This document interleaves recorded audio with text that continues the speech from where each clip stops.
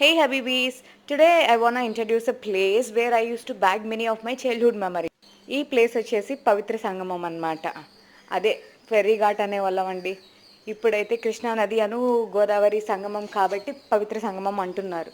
చిన్నప్పుడు ఈ ప్లేస్తో నాకు చాలా అనుబంధం ఉండేది.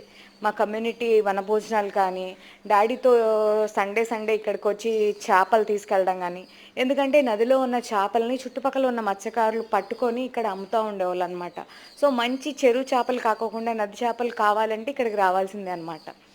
ఇంకొకటి, లాంచ్ ఎక్కాలంటే కంపల్సరీ ఇక్కడికి వచ్చేవాళ్ళం.